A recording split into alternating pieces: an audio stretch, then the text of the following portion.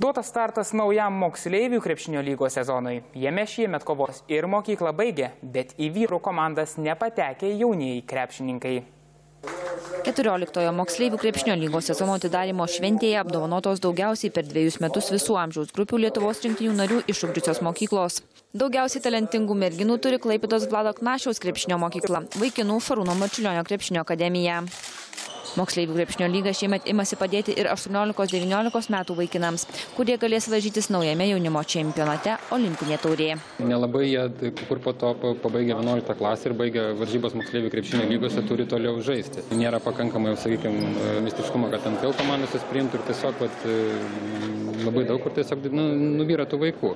Tai ir Šarūno Marčiulionio idėja ir jisai toks lokomotyvas šito projekto yra, kad, sakykime, kad reikėtų, kad vaikai toliau žaistų, kad bent metus dar, sakykime, jie sudalyvautų, turėtų savo čempionatą. Šiemet moksleivių krepšinio lygoje vyks 12 įvairaus amžiaus grupių čempionatų, kuriuose varžysis daugiau nei 400 komandų arba 5–8 tūkstančio jaunųjų krepšininkų. Sužaista bus 3600 rungtynių.